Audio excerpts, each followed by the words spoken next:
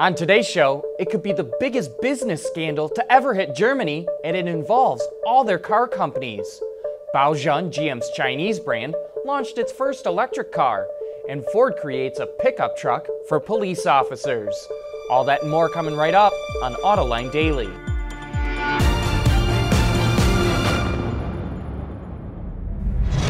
Welcome to Autoline Daily, the show for enthusiasts of the automotive industry. The German newspaper Der Spiegel says this could become the biggest business scandal in German history. The EU is investigating German automakers for allegedly colluding on the development of various automotive components, including diesel emission systems. The German government is going to launch its own investigation into Daimler, BMW, Audi, Volkswagen, and Porsche. At least 200 employees from those companies were involved in 60 different committees. The investigations do not include Opel, which was owned by General Motors, or Ford of Germany. If the German automakers are found guilty of collusion, the fines could be in the billions.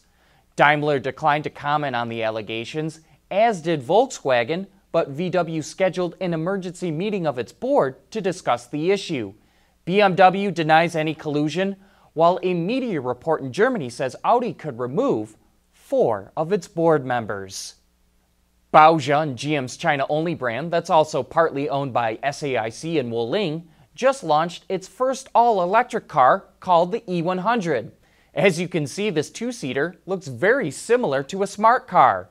It's powered by a 29-kilowatt electric motor and a lithium-ion battery, which can be charged in 7.5 hours, and it can travel up to 155 kilometers or about 96 miles on a single charge.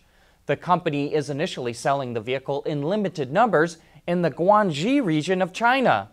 And thanks to government subsidies, the E100 is a relative bargain. It's priced as low as $5,300. For fully autonomous vehicles to become a reality, they'll need to be able to talk to and see everything around them. So Bosch and Daimler have teamed up to offer automated valet parking at the Mercedes-Benz Museum in Stuttgart. But rather than using just the sensors and cameras on the car to park the vehicle, Bosch has installed sensors within the multi-story car park that send commands to the car via a wireless network. Starting in 2018, anyone will be able to reserve a car using a smartphone app. The vehicle will show up to an assigned area, and then they can start their journey. Once done, just take the car back to a drop-off point and note that you've done so on the app. The parking system then recognizes the car, starts it, and sends it to an assigned parking spot within the garage. And speaking of autonomy, Lyft announced that it's formed a self-driving car division.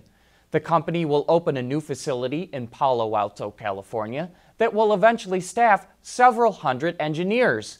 It will also collaborate with other companies to build autonomous systems. Coming up next, don't call it a cop car, it's a cop truck. Autoline Daily is brought to you by Bridgestone Tires, your journey, our passion. Dow Automotive Systems, advanced materials that deliver better results. And by Lear, a global leader in automotive seating and electrical systems. You've seen police pursuit SUVs and sedans, but what about a pursuit pickup? You probably haven't, since Ford's new F-150 police responder is the first pickup to be pursuit rated. It's got a 3.5-liter EcoBoost V6, making 375 horsepower and 470 pound-feet of torque, mated to its 10-speed automatic transmission, and it has a 100-mile-per-hour top speed. But who was asking for this?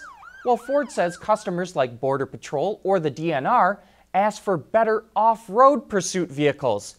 To this end, the F-150 responder has more durable brake calipers for long pursuits, skid plates, and an improved stabilizer bar and shocks. Inside, the police equipment, powered by a 240-amp alternator, has more space in the center thanks to a wheel-mounted shifter. The seat bolsters were also flattened to accommodate fully equipped officers.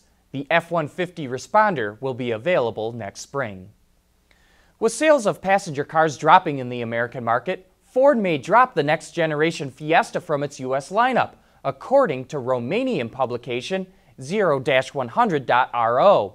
When they spoke with Robert Stiller, manager of B-segment cars at Ford, he said, quote, "The previous model was a global product, and with the new generation, are targeting only Europe, the Middle East, and Africa." While Ford has made no official statement on the matter, it wouldn't be surprising given the Fiesta's steady declining sales. So far this year, Ford has only sold 24,000 in the U.S. market.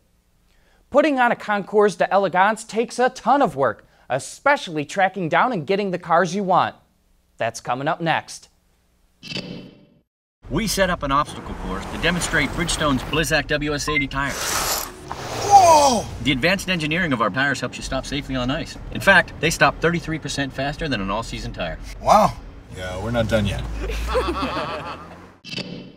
On last week's Autoline After Hours, the topic was all about the upcoming St. John's Car Show. Joining John and Gary for that show was Diane Flisch-Schneider from the Concours d'Elegance of America, and they talked about how the organizers go about finding the cars for that show. You go to other events, but you also talk to people, and people nominate their cars because we can't know, as you know, where every car is, and sometimes you'll find something that you go, wow, how did we not know this car was 8 miles from us, for instance? So, yeah, it's just networking and getting to know people and telling people, you know, send us your nomination. We have a nomination form online. Send us a picture and the story about your car, and then our car selection committee goes through those. Brian Joseph's the head of that committee, and each one of the members of that committee has a specialty. So one is muscle cars, one is, you know, pre-war cars, the jazz age, the guy that does the drag cars and the race cars. So, and the jet age juniors, Tony and Greg. So it's fun. If you'd like to learn more about that event, you can watch the entire show right now on our website, autoline.tv, or you can find it on our YouTube channel. That's it for today. Thank you for watching. Please join us again tomorrow.